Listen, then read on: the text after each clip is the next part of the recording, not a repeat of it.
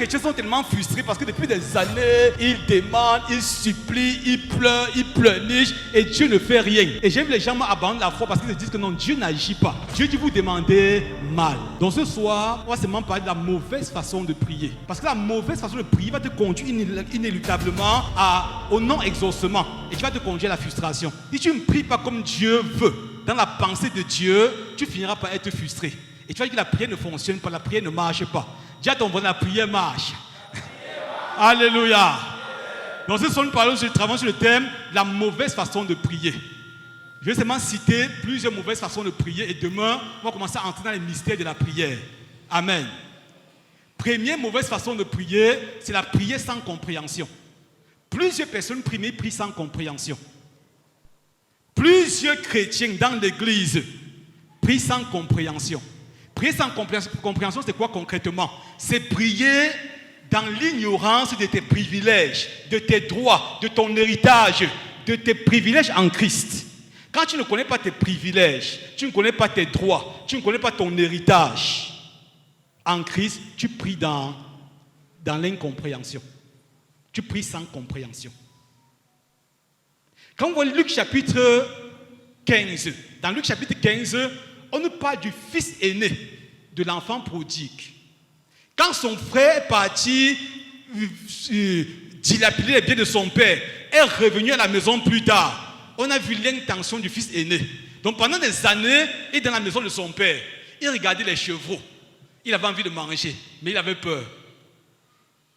Et quand son frère est revenu, et que ton enfant qui a dilapidé tous tes biens est revenu, c'est à lui que tu tues un veau gras pour organiser une grande fête, un festin. Tu fais un festin pour lui. Moi, je suis ici depuis des années, je travaille dur pour toi. Jamais tu n'as tué un veau pour moi. Jamais tu n'as organisé un festin. Il m'a donné un veau pour que j'organise un festin. Donc, dans son cœur, il désirait avoir un veau.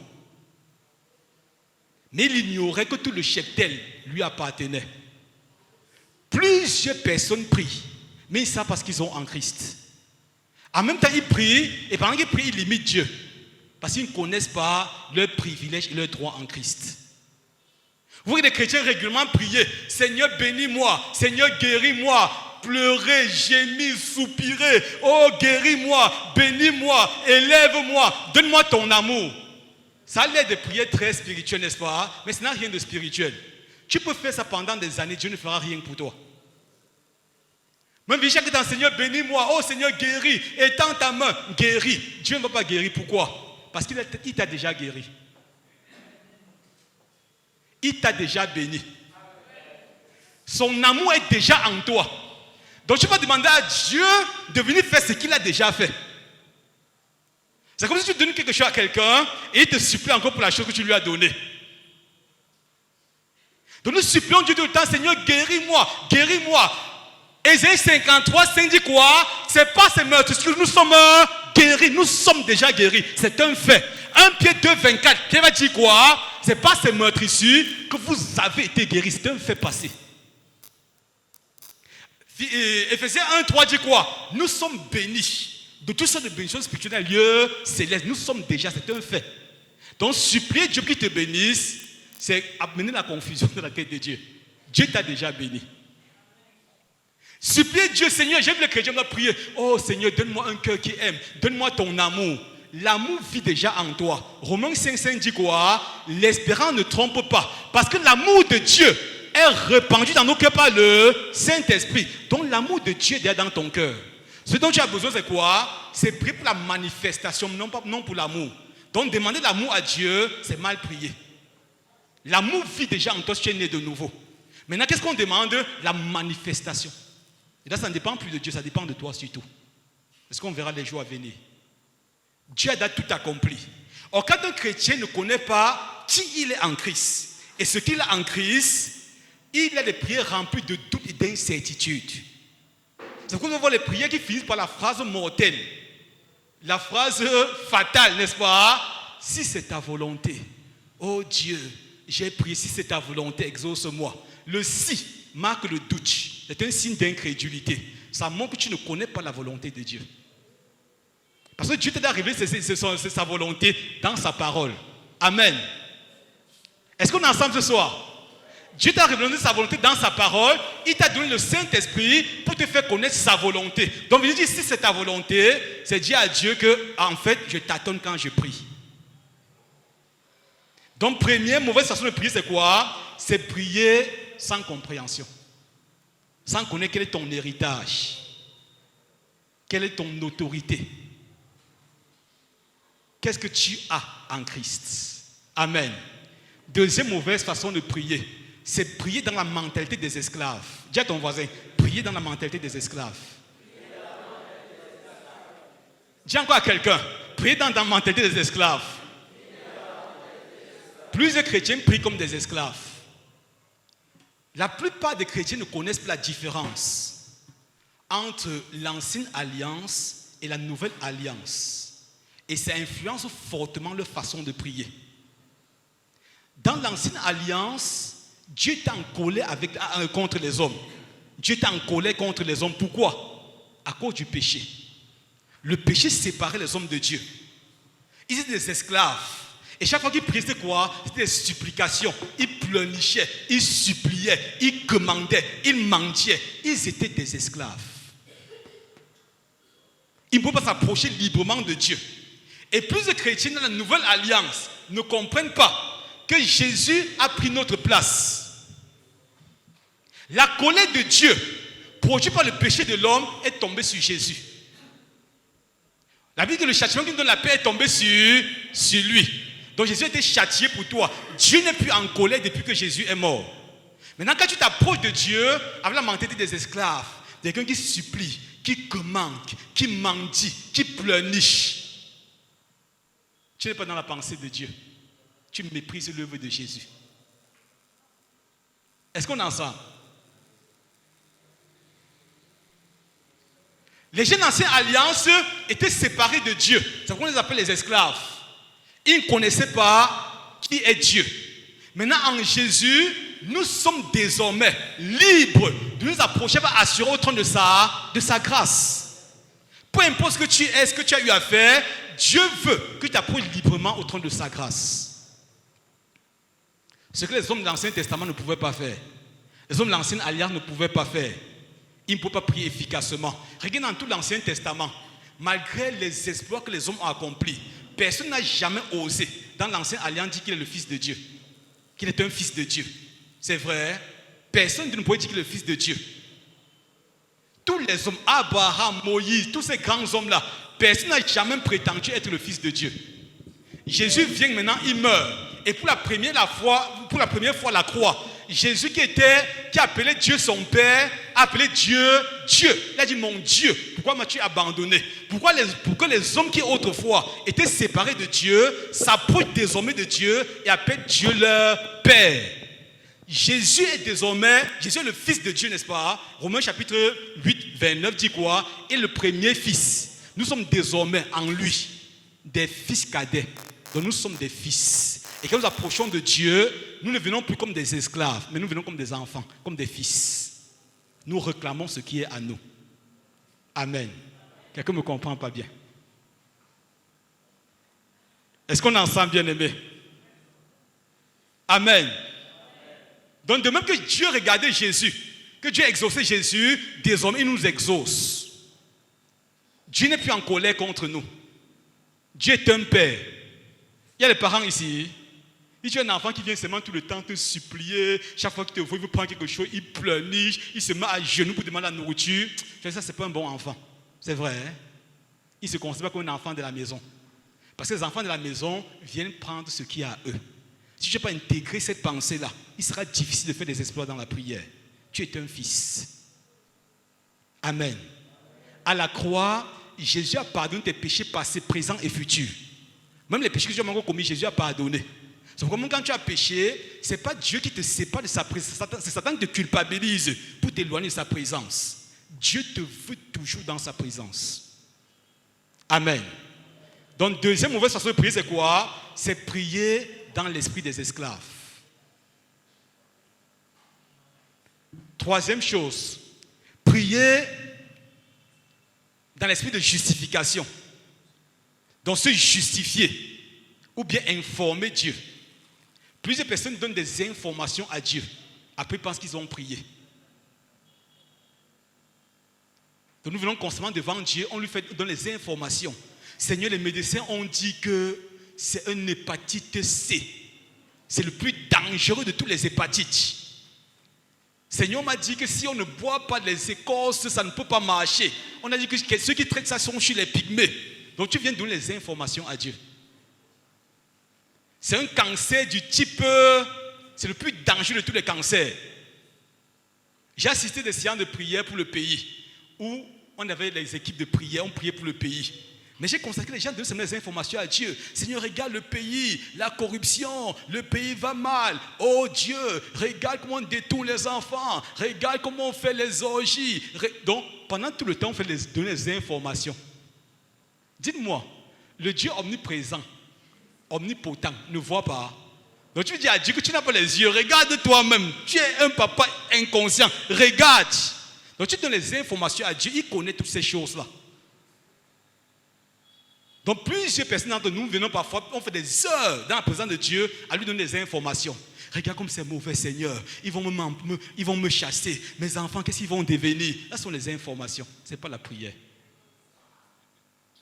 Maintenant, au lieu d'informer Dieu, certains viennent plutôt se justifier. Se justifier. Pourquoi moi, Seigneur? Pourquoi à moi? Si on t'examine, on dit qu'il y a une maladie rare dans ton corps. Ton premier réflexe, c'est quoi? Quand tu viens devant Dieu, Seigneur, pourquoi moi? Pourquoi moi, Seigneur? Je n'ai jamais fait du mal à personne. Pourquoi à moi? Pourquoi moi? Oh Seigneur, pourquoi tu me fais ça? Donc, tu passes le temps plutôt à te justifier. Je me bats tout le temps pour te servir. Regarde comme j'étais à tel programme. J'ai fait ceci. J'ai jeûné pendant 1 an. J'ai fait tel. Donc, tu viens te justifier. Or, chaque fois que tu te justifies devant Dieu, tu annules l'œuvre de Jésus. Dieu n'exauce pas les hommes sur la base de leur performance. Il nous exauce sur la base de l'œuvre de Jésus. Donc quand tu viens devant Dieu avec tes œuvres, tu annules l'œuvre de Jésus.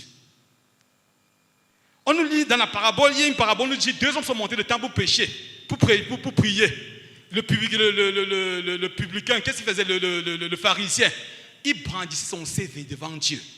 Les gens qui viennent devant Dieu avec leur CV. Seigneur, je jeûne 2 fois par semaine. Je donne la dîme de tous mes revenus. Seigneur, je ne suis pas comme les publicains, comme le reste du monde. Donc, ils viennent devant Dieu avec leur CV, avec leur mérite. Et chaque fois que tu mérites, tu annules le mérite de Jésus. Et tu es disqualifié devant Dieu.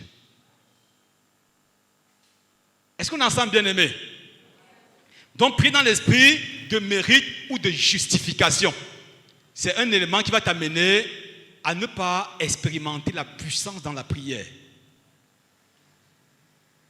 Amen.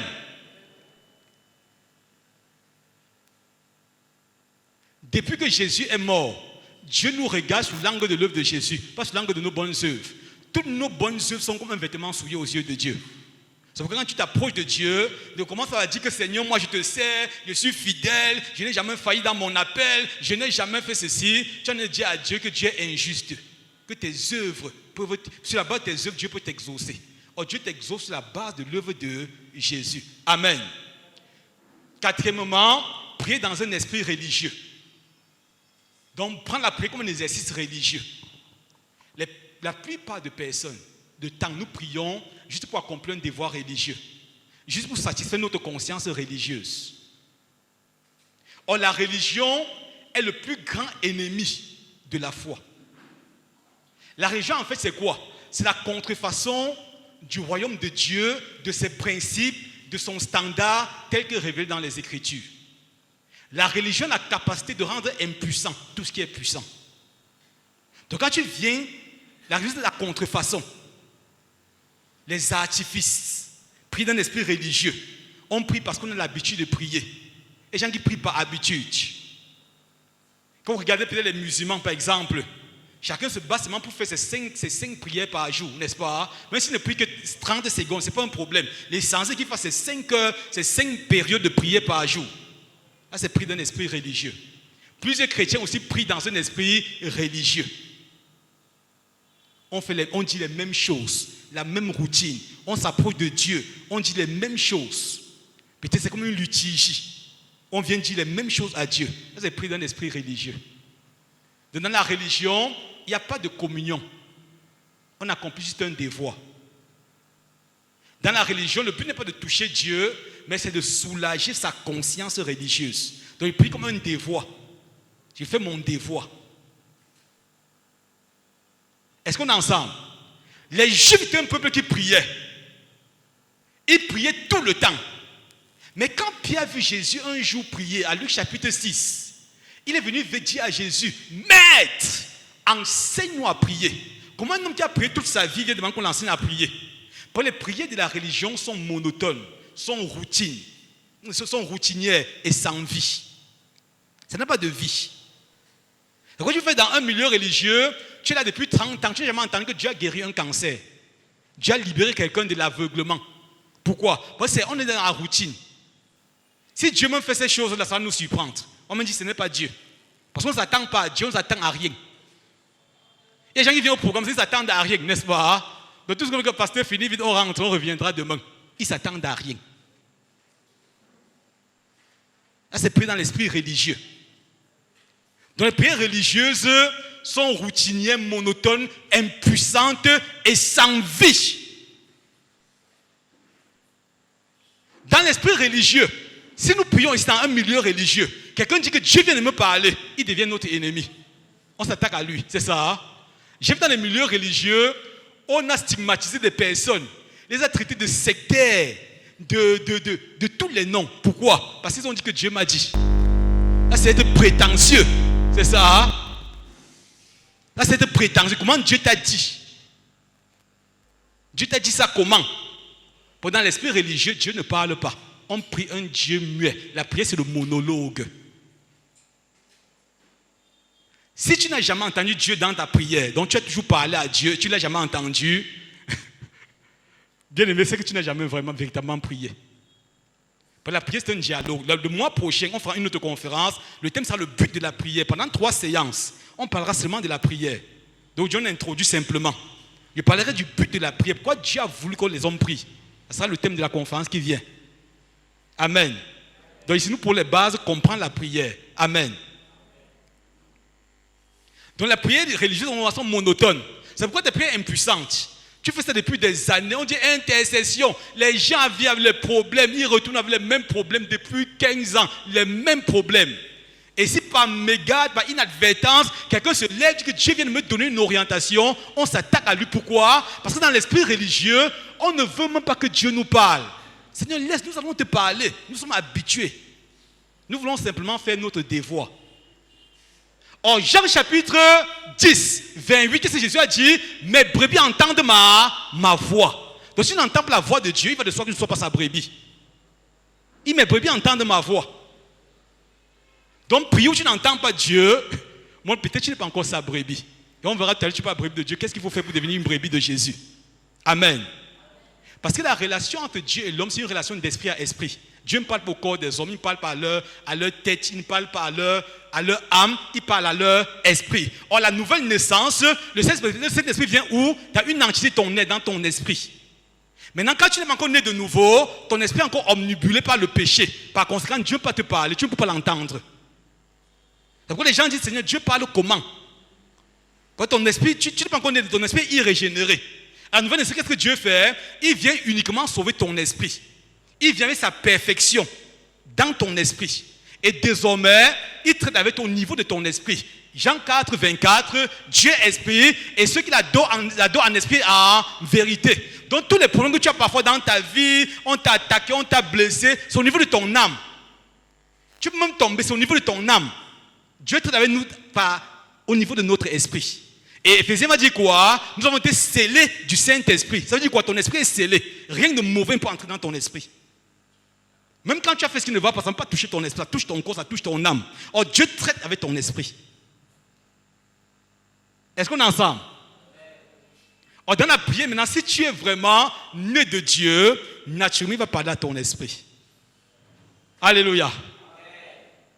Amen. 5e mauvaise façon de prier. C'est prier la prière du Notre Père. Le Notre Père qui est aux cieux. Il y a des gens comme ça, quand ils prient, c'est Notre Père qui est aux cieux, que ton nom soit sanctifié. On appelle ça la prière du Seigneur, n'est-ce pas? J'ai fait un milieu ou finir une prière publique sans dire que résumons nos requêtes par la prière modèle que le Père nous a enseignée. Notre Père qui est aux cieux. Si je ne résume pas comme ça, c'est une prière inachevée. Ah, c'est l'esprit de la religion, n'est-ce pas? Et il y a des gens parmi nous. Je me souviens, je suis parti quelque part, j'ai vu quelqu'un, toute sa prière c'est le Notre Père, il ne faisait pas autre prière, c'est un chef religieux. Donc tout ce qu'il faisait dans sa vie, que non, c'est la bonne prière. C'est la prière que Dieu nous a donnée. Notre Père qui est aux cieux. Que ton nom, quand tu dis ça, ça veut dire quoi exactement? Est-ce que vous savez que cette prière-là ne s'adressait pas à nous? Dieu a donné cette prière aux hommes de l'Ancien Testament, pas aux hommes du Nouveau Testament. Est-ce qu'on est ensemble? Il a donné le Notre Père à qui? Aux hommes de l'Ancien Testament. Quand Pierre dit enseigne-nous à prier, c'était des Juifs. Jésus n'était pas encore mort et ressuscité. Et quand vous priez, il leur a donné un modèle. Pas un truc à réciter mot après mot. C'était un modèle. Notre Père. Donc quand vous priez, intégrez, reconnaissez Dieu comme Père. Que ton nom soit sanctifié. Sanctifiez son saint nom. C'est un modèle.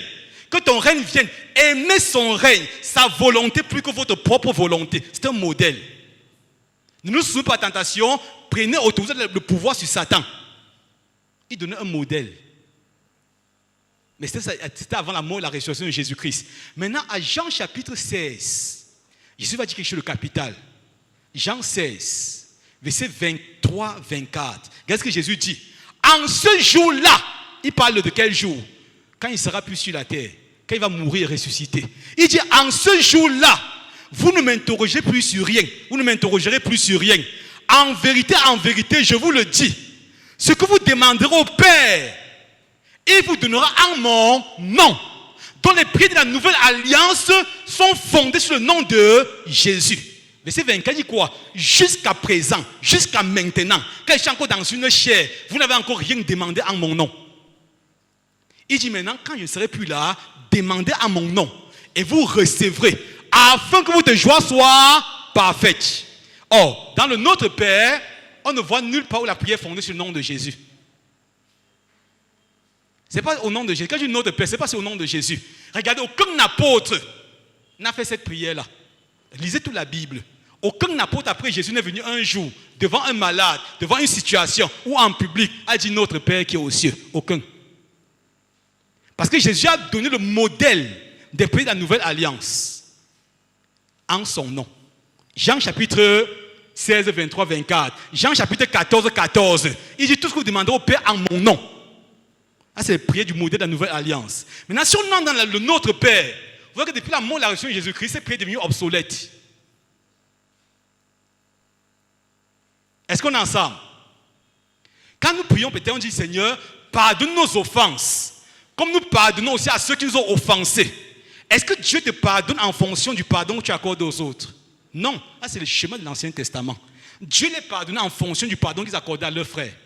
Maintenant, depuis que Jésus est mort, Dieu a pardonné nos péchés passés, présents et futurs. Dieu ne te pardonne plus en fonction du pardon que tu accordes aux autres. Même si tu n'en pardonnes pas les autres, Dieu t'a déjà pardonné. Est-ce qu'on est ensemble? C'est ce que Dieu ne sommes pas peut-être d'accord. Dieu ne te pardonne plus en fonction du pardon que tu accordes aux autres. Regardez, le péché n'enlève même rien sur Dieu, mais ça ouvre une porte à Satan sur ta vie. Refus de pardonner donne un droit légal à Satan sur toi. Romains 6, 16 va dire quoi? Chacun est esclave de celui qui triomphe de lui. Donc si tu pêches, tu vis dans le manque de pardon, Dieu lui-même peut tout écouter. Mais le problème, c'est que tu donnes un droit légal à Satan sur ta vie. Donc Dieu continue à te recevoir comme fils. Pourquoi? Parce qu'il t'a déjà pardonné. Donc quand nous venons dire à Dieu que Seigneur, pardonne nos offenses, comme nous pardonnons aussi à ceux qui nous ont offensés, donc tu dis que Dieu traite-moi comme il traite les autres. Dieu ne te traite plus comme ça. Il te traite sur la base de ce que Jésus a fait. Ne nous soumettons pas à la tentation. Ça, c'est le schéma des hommes de l'Ancien Testament. Parce qu'ils savaient que c'est Dieu qui les soumet à la tentation. Quand David a été tenté au niveau de dénombrement, on dit que c'est l'Esprit de Dieu qui a poussé David. Là, c'est le schéma des hommes de l'Ancien Testament. Il sait que c'est Dieu qui les tente. Nous devons dire que Seigneur, ne nous soumets pas à tenter. Tu viens dire à Dieu que s'il te plaît, ne me tente pas. Dieu ne tente personne. Jacques chapitre 1, verset 13 à 15. Que personne, lorsqu'il est tenté, ne dise c'est Dieu qui me tente. Car Dieu ne tente personne et il ne peut être lui-même tenté par le mal. Mais chacun est tenté lorsqu'il est attiré et amorcé par sa propre convoitise. Puis la convoitise a inventé, produit la mort. Donc ce n'est pas Dieu qui te tente. Donc venir encore dire le Notre Père, tu es encore dans l'Ancien Testament. Est-ce qu'on est ensemble? C'est une prière quand ça n'a pas de sens. On comprend ça. Hein? Mais ça satisfait ta conscience religieuse. Donc Satan a mis ça dans l'église comme une stratégie, comme une technique religieuse pour apaiser les consciences et convaincre les gens qu'ils ont quand même prié. Tu ne m'as pas bien compris. Et que Satan multiplie le Notre Père là pour soulager la conscience religieuse et convaincre les gens qui sont en train de prier. En fait, ils ne prient pas. J'ai vu des millions, on récite ça même plusieurs fois. Que disons, Notre Père qui est aussi 9 fois, n'est-ce pas? On finit deuxième fois, troisième fois, fait ça même 10 000 fois. Tu es ancien, hors programme. Tu n'es pas d'accord? Amen. Donc dans la nouvelle alliance, Jésus au centre de toutes choses. Le Notre Père n'était plus pour Jésus, n'était pas à ce niveau-là. Si on avait le temps, j'entrais dans les détails de Notre Père. Tu vas voir qu'en fait, ça ne nous concerne pas.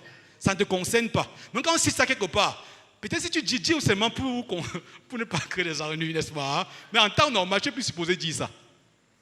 Si c'est encore utile, Paul devait lui-même réciter ça. Paul n'a pas récité ça, pourquoi? Pourquoi Pierre n'a jamais dit Notre Père devant quelqu'un? Ils allaient un jour prier devant un malade. Il y a le pasteur a lancé Notre Père qui est aux cieux. Et que si c'était moi le malade, te donne une gifle. Pourquoi? Le Notre Père ne veut rien dire. Ça ne touche même pas ton besoin réel. Tu n'es pas d'accord? Ok. C'est la base qu'on pose. Demain, on va entrer dans les mystères de la prière. Soyons seulement prêts. Amen. Et j'ai dit tout ce qu'on va enseigner, vous un peu. Dieu m'a dit une chose un jour, que c'est que chaque fois que la vérité est libérée, on ne fait pas des efforts. Tout est comme à prier, les gens seront visités. Les gens vont commencer à dire qu'un cancer a disparu. Parce que Dieu soutient toujours la parole de sa vérité. Amen. La fois passée qu'on était ici, les gens ont dit à la fin, les gens m'ont écrit par la suite. Nous ne sommes pas très nombreux. C'est la première fois qu'on venait ici, on a fait une conférence. Donc inviter les gens au quartier, peu importe le mal qu'ils ont. Des problèmes, blocages, problèmes psychiques, émotionnels, maladies. Même s'ils ne marchent pas, portez-les, amenez-les. Après, demain qu'on va enseigner, la présence de Dieu va tomber sur les personnes. Alléluia. Amen. Gloire à Jésus. Donc le Notre Père qui est aux cieux, c'est la prière de l'ancienne alliance. Amen. Amen. Sixièmement, vois la prière comme la guerre spirituelle. Il y a des gens qui voient la prière, quand on parle de prière, ils voient directement Satan et les démons. Ils voient la guerre spirituelle. Amen. Donc on va prier directement, ils voient la prière comme un assaut contre le monde des ténèbres. J'ai vécu ça pendant des années. Quand j'ai cru à l'époque, ce sont les problèmes qui m'ont amené dans la foi. J'étais oppressé par les esprits méchants. Il les voyait, ils m'oppressaient, ils ne pouvaient pas dormir. Et je suis allé pour la première fois dans une église protestante. J'ai rencontré le pasteur, il m'a dit que Gaga, prie, tu mets ta Bible au chevet de ton lit. Ça ne marchait pas. Et il m'a dit que je cherche à associer à mon problème, commencer à fouiller, à parcourir les milieux charismatiques. Et j'ai constaté à l'époque, nous faisions un groupe de prière. Quand on venait, c'était quoi? Dans notre esprit, la prière, c'était une attaque contre Satan. Voilà comment on voit la prière. Donc quand on venait là, si on a prié pendant 2 heures de temps, en 2 minutes, on fait rapidement une espèce de louange, adoration. Seigneur, tu es bon, tu es grand, tu es puissant. C'était un peu comme le dessert, n'est-ce pas? Hein? Les apéritifs, avant d'entrer dans le plat de résistance. Seigneur, tu es grand, tu es bon. En 5 minutes, c'est fini. Après, confessons nos péchés. Après, on dit, oh Seigneur, pardonne. Oh, je me plonge dans le sang de Jésus. Pourquoi on avait peur que Satan peut t'attaquer quand tu as commencé les choses sérieuses? Donc, confesser les péchés simplement, pourquoi? Pour que Satan, le truc que j'ai fait là, s'il te plaît, ne m'attaque pas. Je dois confesser. Maintenant, on passait au plat de résistance. On se levait, peut-être on a fait toutes les articulations, peut-être pendant 15 minutes. 30 minutes. C'était feu, nous lions, nous enchaînons, nous attachons, nous envoyons le feu, le feu, le feu. On faisait ça pendant des heures. Et quand nous entendait, donc, mais c'est quel boira ça? Tu ne comprends pas encore les choses spirituelles. On était sûr, ou un peu, ça c'est le combat spirituel. Tu ne comprends pas encore. Bien aimé, Dieu parfois exauce la naïveté de certaines personnes. Mais ça c'est l'ignorance. Le véritable combat spirituel se passe au niveau de ton esprit. Le jour où les chemins religieux seront démontés, tu vas comprendre le sens du combat spirituel. Le terrain du combat spirituel, c'est les pensées. On voit ça. Hein? Donc nous prions comme ça tout le temps. Le feu, la sueur coulait. On a touché Satan. On revient le lendemain. On s'attaque aux arbres verts. On s'attaque aux montagnes. On s'attaque aux forêts. On s'attaque aux pierres. On envoie le feu. Quand on sortit que yes, nous sommes les hommes de feu. Mais le problème que j'avais, c'est quand on finissait ça, l'oppressé venait tout m'attaquer. Il y a des gens comme ça, n'est-ce pas? Ils vont faire toutes les stratégies techniques de prière. Prière pendant quoi là? Pendant les veilles de la nuit. Le feu. Tellement de pratiques comme ça. Après, on ne voit rien. Pourquoi? Plusieurs personnes qui prient dans ce sens. Ne pas dire que le combat spirituel n'existe pas. C'est pas ce que je dis. Nous sommes appelés à prendre autorité, à remettre Satan à sa place. Mais passer tout le temps dans la présence de Dieu, à lui parler de Satan, c'est une offense envers Dieu. Imaginons ici, il y a une jeune fille ici, n'est-ce pas? Tu t'es engagé dans une relation. Tous les jours, dans la nouvelle relation, tu dis seulement, avec peut-être ton gars maintenant, s'appelle Cédric. Tu dis que quand j'étais avec François, François aimait faire ceci, François me faisait manger, François me donnait ceci. Qu'est-ce que tu vas faire? Tu vas finir par offenser Cédric. Pourquoi, n'est-ce pas? Donc tu passes même de ton aise. Tu viens devant ton mari, tu parles tout de ton aise. Lui connaissait comment. Parfois il se fâchait vite. Tu parles toujours de lui. C'est ce que nous faisons avec Satan. Satan c'est notre ancien amant. C'est notre ex. Maintenant tu viens devant Dieu qui t'a racheté. Tu lui parles tout de ton ex. Tu dis que Jésus, Satan veut me faire, il veut me bloquer. Donc les gens passent à lier, délier. Le mois prochain, on parlera du but de la prière. Ça n'a rien à faire avec toutes ces choses-là. Amen. Donc plusieurs personnes voient la prière comme le combat spirituel. Donc quand on parle de prière, ils voient directement Satan et les démons. Or Dieu n'a pas donné la prière pour combattre Satan et les démons. Dieu a donné la prière d'abord pour communier avec lui. Il veut communier avec nous. Dieu est notre Père. Je voulais dire notre Père qui est aux cieux. Il est un Père aimant et il veut communier avec nous. La prière n'est pas un moyen pour être centré sur Satan. Un de mes fils est parti à une nuit de prière quelque part l'autre jour. Il vient me dire toute la nuit de prière. Ils ont fait peut-être 45 minutes de louange et adoration toute la nuit. C'était Satan. Nous renversons la forteresse qui tient la ville. Nous renversons. Bien aimé, tu peux faire ça comme tu veux. Ça ne va rien changer. Les démons que nous chassons aujourd'hui là, depuis le temps de Paul les avait chassés, on va tous les chasser. Envoyer Satan dans le feu, dans le lac de feu, c'est une prière qui ne sert à rien. Pourquoi? Parce qu'un jour viendra où ils seront jetés au feu. Pour le moment, ils sont sur la terre. Personne ne peut les envoyer dans le feu éternel maintenant. Donc pour le moment, ils font leur rôle sur la terre. Un jour viendra où Jésus va les lier, va les envoyer dans le feu pour toujours. Mais en attendant, ils sont sur la terre.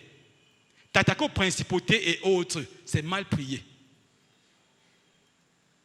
Est-ce qu'on est ensemble? Donc la prière n'est pas un assaut contre le monde des ténèbres. La prière n'est pas le combat, n'est pas seulement le combat spirituel. La prière, c'est un moyen de communier. Or, plusieurs chrétiens voient trop Satan, sont trop conscients de Satan. Quand ils viennent se mettre à genoux devant Dieu, ils sont conscients de Satan. Ceux qui ne sont pas conscients de Satan sont conscients de leurs problèmes. Est-ce que c'est une insulte envers Dieu? Quand tu viens devant lui, tu es plus conscient de ce que le médecin a dit. Donc tu viens devant Dieu, tu vois seulement ce que le médecin t'a dit. Dans 1 an, ça sera fini pour toi. Et tu es seulement dans la conscience de la médecine. Et quand tu vas conscient de la médecine, tu es conscient de Satan. Tu es conscient des démons. Tu es conscient des esprits familiers. N'est-ce pas? Que personne dans ta famille s'en sort. Tu viens devant Dieu dans cette conscience-là, tu insultes Jésus. Amen. Amen. Dans la prière n'est pas une guerre spirituelle. La prière, c'est un moyen de communier. Amen. Septième mauvaise façon de prier. Prends la prière comme un exercice verbal. prendre la prière comme un exercice verbal. Exercice verbal. Les gens pensent que prier, c'est dire des mots pour impressionner Dieu. Cher excellent, Dieu omnipotent et transcendant. Ou un peu, c'est pas mauvais de donner le meilleur de nous à Dieu. Mais la plupart des gens voient la prière comme un moyen de bien parler. J'ai fait une communauté à l'époque quand on demandait aux gens de venir parce qu'on avait les semaines de prière. On dit aux mamans, comme c'est votre semaine de prière, copiez vos prières où vous venez, les pasteurs vont quand même lire avant que vous ne passiez prier à la semaine. Mais j'ai constaté que les mamans partaient prendre seulement le dictionnaire. Elles copient des mots, elles cherchent des mots solides. Parfois, une maman disait, tu lis que mais ce que tu as dit, ça veut dire quoi? Elle dit, ah, j'ai seulement copié quelque part. Pourquoi? Dans leur esprit, ils voulaient plus impressionner ceux qui écoutent, pas toucher le cœur de Dieu. Il y a les gens parmi nous qui disent que je ne connais pas prier, je ne connais pas moi prier. Pourquoi? Parce qu'ils voient les prières comme un truc pour impressionner Dieu. C'est Dieu ici maintenant qu'à la fin, la sœur telle, tu veux élever la voix pour nous. Qu'est-ce qu'il va faire? Il va commencer à noter ces mots, à capter ces mots. J'ai entendu Dieu omnipotent ou copie d'abord omnipotent. Il faut capter ça. Donc il veut dire ça tout à l'heure là. On va sentir que ou un peu. Donc pour lui, prier, c'est pas parler à Dieu puisqu'on sent des hommes. Et la plupart du temps, nous prions comme ça. On pense que c'est les mots. C'est des mots. C'est multiplier des mots. Dire des bonnes choses à Dieu. Dieu n'est pas contre les mots, mais quand Dieu vous prie, nous prions, Dieu ne voit pas d'abord aux mots. Il ne voit pas nos lèvres, il voit notre cœur. Ce que Dieu voit, c'est le cœur. Il y a des enfants dans nos maisons qui ne savent même pas parler. Quand il pleure, tu sais que l'enfant veut boire de l'eau. Il ne peut pas parler, mais tu lui donnes de l'eau. Parce que quand il pleure comme ça veut dire qu'il veut boire de l'eau. Alors Dieu nous écoute. Donc les mots n'impressionnent pas celui qui a créé les mots. Est-ce qu'on est ensemble? Je me souviens, j'ai vu dans notre église, ancienne église, des pasteurs avaient l'habitude de copier, de faire des cris, des bouquins sur des prières. Donc, dans les bouquins, c'est prière du matin. Qui a vu les livres comme ça? Prière du soir, prier en cas de danger, prier quand tu es malade, prier pendant quoi. Il y avait des prières comme ça. Et les pasteurs m'ont donné, chaque pasteur avait écrit son livre. Il marchait avec les livres là. Tu ouvres, prier pour le repas, prier avant le repas, prier après le repas, prier en cas de fête, prier en cas de ceci là. Et il vendait. Il demandait à un pasteur un jour qui vendait ces livres-là que, mais pourquoi tu vends ça aux chrétiens? Il dit que c'est pour les enseigner à prier. Il dit, j'espère que tes enfants qui sont à la maison là, pour les amener à bien te parler, tu as donné à chacun un bouquin, n'est-ce pas? Donc il vient devant toi là, pour bien te parler. Il ouvre, il lit. Ah, c'est trop religieux, ça renforce et amplifie l'esprit religieux en toi. Imaginez si Jésus avait donné un bouquin à Pierre et à tous les disciples, qu'en cas de danger, qu'il y a danger, ouvre la page 70, récite la prière en cas de danger. Le jour où Pierre a failli faire naufrage, quand il a marché sur les eaux, le temps de chercher son bouquin, n'est-ce pas, de fouiller la page 70, pour dire, Seigneur, en cas de danger, invoque Jésus, le jour de la détresse, n'est-ce pas, pour lire cette prière-là. Il devait finir cette prière au repos éternel. D'avoir trouvé la page 70 là, on devait chanter un cantique pour lui, on devait dire, dors bien-aimé, ton œuvre est terminée, n'est-ce pas? Bien-aimé, il n'y a aucune prière. Quand tu es dans une voiture, là, la voiture fait l'accident. Tu as le temps de fouiller pour chercher, prier en cas de danger. Or, Pierre fait une prière extraordinaire ce jour. Il a dit un seul mot, sauve-moi. Ah, c'est une prière puissante. Et Jésus l'a arrêté, n'est-ce pas? Il a dit juste sauve-moi, c'est une prière. Mais l'esprit religieux veut quoi? Veut un mot pour impressionner Dieu. Le temps de vouloir impressionner Dieu, là, tu vas mourir. Est-ce qu'on est ensemble? Donc, il a pris un exercice de rhétorique. Je ne dis pas qu'on ne va pas donner le meilleur de nous à Dieu. Si tu peux bien parler, c'est une bonne chose. Mais quand tu pries, ce n'est pas les mots là. Ce n'est pas tout ce que tu dis. Tu vois les dispositions de ton cœur. Et cette base qui se manifeste dans ta vie. Amen. Donc tous ceux qui disent, parce que je ne connais même pas prier, je ne connais pas prier, mais tu connais quand même parler à tes enfants, parler à tes collègues, parler à ton époux. Parle comme tu parles à ces personnes-là. Et c'est la prière.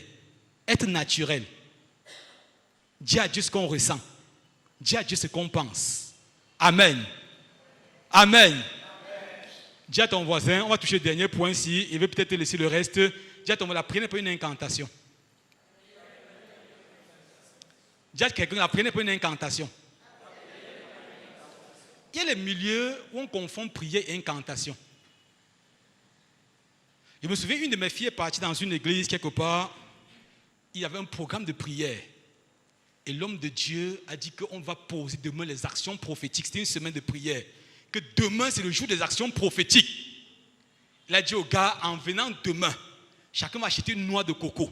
On va poser des actions prophétiques sur la noix de coco. Chacun est parti au marché, ils ont cherché les noix de coco.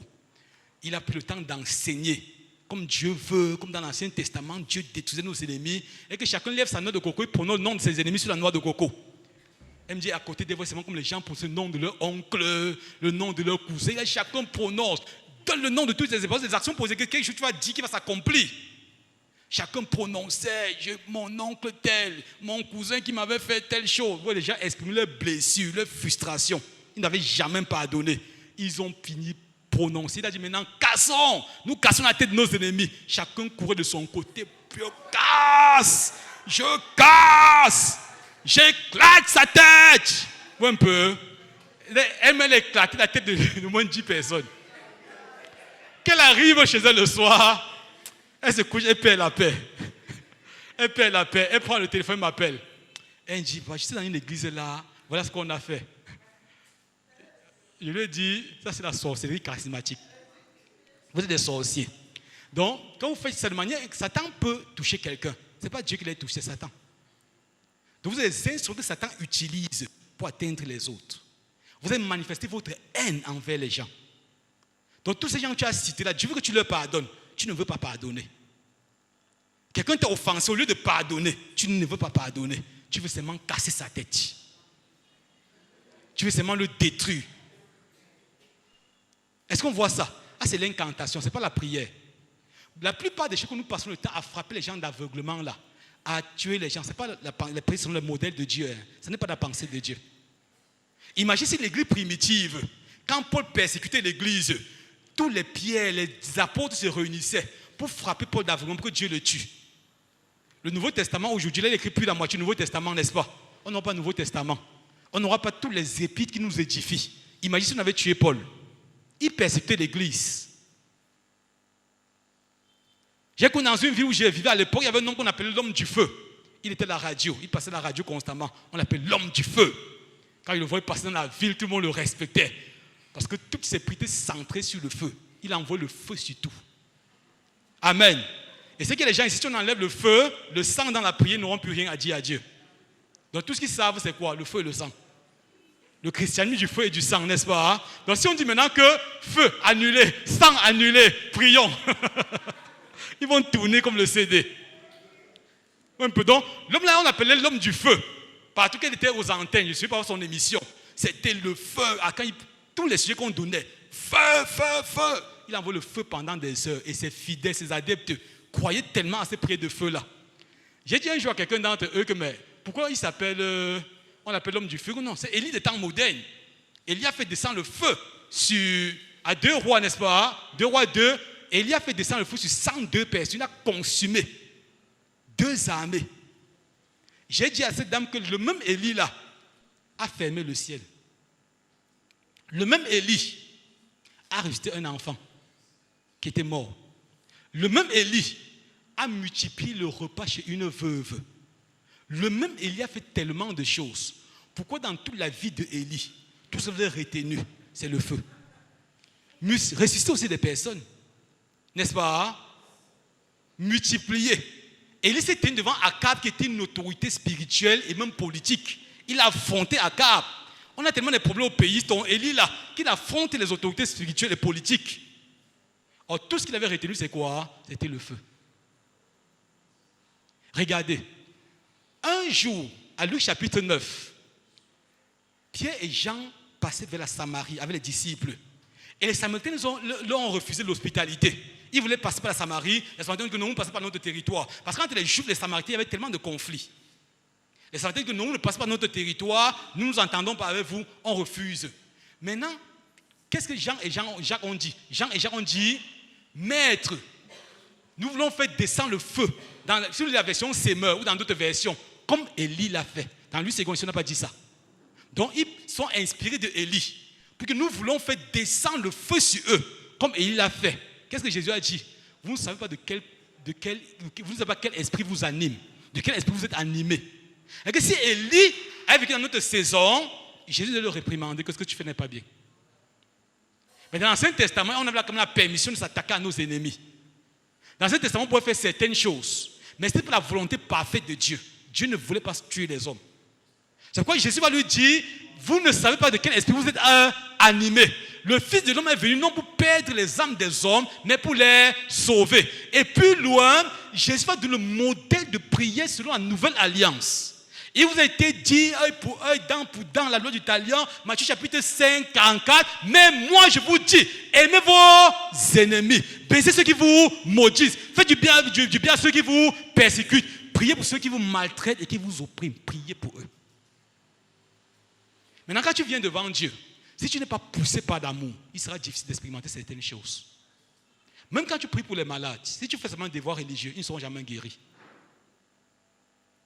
Quand tu pries, si tu n'es pas poussé, donc si ça ne vient pas d'un cœur rempli d'amour, la prise d'un épanchement, d'un cœur sincère, plein d'amour au trône de la grâce de Dieu. Quand nous prions, si nous sommes motivés par l'amour, Dieu qui est amour se manifeste. Au lieu de te passer à tuer les sorciers partout là, prie, commence à les aimer. Dieu va les briser. Ils seront des serviteurs de Dieu. Amen.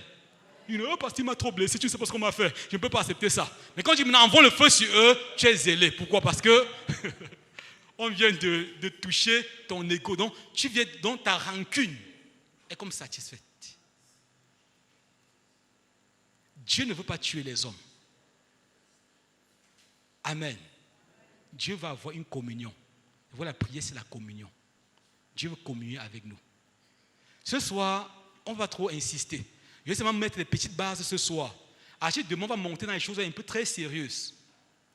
On va entrer dans les choses très sérieuses. Je ne vous parle des mystères de la prière demain.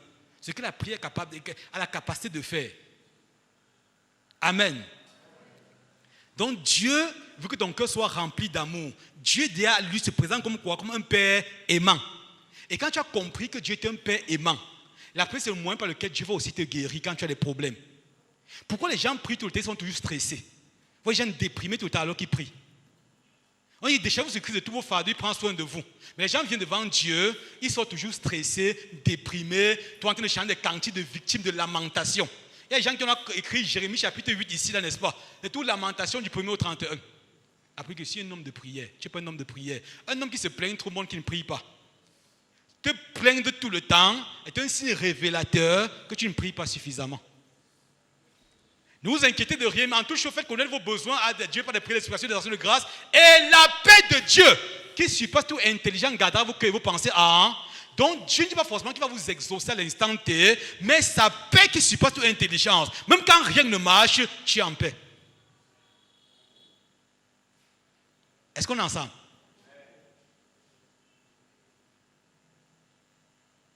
Dieu va donner la prière d'abord comme un angle de demander et recevoir. Une mauvaise façon de prier, c'est quoi? C'est voir la prière seulement sur l'angle de demander et recevoir. Les gens ont limité la prière au demander et recevoir. C'est vrai que Dieu veut qu'on lui demande, n'est-ce pas? Qu'on fasse des demandes. Là, j'ai demandé, on vous donnera. Là, j'ai fait connaître vos besoins à Dieu. Mais réduire la prière uniquement au demander et recevoir, c'est limiter Dieu. C'est limiter Dieu. Et j'ai dit que j'ai fait 2 heures de temps de prière. Je dis, mais qu'est-ce que tu demandais à Dieu? Tu demandais quoi à Dieu pendant 2 heures de temps? Parce qu'il voit Dieu demande comme demander et recevoir. Or, Dieu veut communier avec nous. Dieu veut communiquer avec nous. Et pour communier avec nous, Dieu se révèle d'abord comme un père. Donc, si Dieu n'est pas un père, même quand on va prier pendant ces jours, si Dieu n'est pas ton père, il sera difficile qu'il se manifeste. Parce que la prière, ce sont les fils. C'est le droit que les fils, le fait que les fils se tiennent devant leur père et réclament des choses. De la prière, c'est le privilège que les fils donnent à Dieu pour agir sur la terre, pour exercer sur la terre. Amen. Donc Dieu va d'abord être un père. Et il se peut que les gens sont venus ce soir, Dieu n'est pas encore leur père. Ils veulent prier, mais Dieu ne les connaît pas encore. Ils connaissent Dieu, mais Dieu ne les connaît pas. Regardez le fils prodigue. Il est dans la maison de son père, le grand fils prodigue. Il était moralement irréprochable, mais spirituellement éloigné du père. Il n'avait pas de communion avec le père. Il était étranger dans la propre maison du père. Il y a des gens qui sont dans les églises, mais ils sont étrangers à Dieu. Ils font tellement de choses pour Dieu. Ils sont zélés. Le fils aîné, il travaille pour le Père, mais il ne connaissait pas le Père. Peut-être tu es venu ce soir, tu fais tellement de choses pour Dieu. Tu travailles pour Dieu, mais tu ne le connais pas. La prière commence par quoi? Par le fait de connaître Dieu, par une rencontre. Par une rencontre. Quand tu viens de rencontrer quelqu'un, au début parfois, il n'y a pas vraiment la conversation, mais avec le temps, c'est question de temps. Au début, ce n'est que bonjour, bonjour, bonsoir, bonsoir, n'est-ce pas? Mais plus vous vivez, vous allez passer des nuits à échanger au téléphone et tout ça. C'est ce que Dieu veut faire ce soir. Il y a quelqu'un qui dit qu'il ne connaît pas encore prier. Dieu veut d'abord être ton Père ce soir. Dieu te tend la main ce soir. Il te dit, même comme tu ne connais pas prier, je veux t'enseigner. Je veux te communiquer ma pensée. Je veux faire de toi un promoteur de mon royaume. Je veux avoir une communion, une intimité, une profondeur avec toi. Je veux me servir de toi pour révéler l'excellence et la beauté de la personne de Jésus à ta génération. Mais avant toute chose, il faut que tu fasses une rencontre. Et puis il a dit, notre Père qui est aux cieux. Il faut que Dieu devienne un Père ce soir. Et Dieu n'est pas un père parce que tu vas à l'église. Il n'est pas un père parce que tu es ancien ou pasteur ou tu as des titres religieux. Dieu est un père parce que tu as pris le temps de reconnaître que son fils Jésus est venu sur la terre, a souffert, est mort et est resté pour toi. Et tu lui as dit, Seigneur, viens dans mon cœur, fais de moi ton enfant. Vous voyez que nous ne sommes pas des robots, nous ne sommes pas des marionnettes. Dieu veut toujours ta volonté pour faire son entrée dans ta vie. Et ce soir, tu peux dire à Dieu, Seigneur, je sais. Je suis à l'église, je fais tellement de choses pour toi. Mais si je quitte la terre maintenant, je ne sais pas où je vais. Est-ce que vous savez, il y a des gens comme ça? S'ils quittent la terre maintenant, on ne sait pas où ils vont. Où ils passeront l'éternité. C'est le temps de dire, Seigneur, je veux que tu deviennes mon Père ce soir. Je veux que tu viennes dans mon cœur ce soir.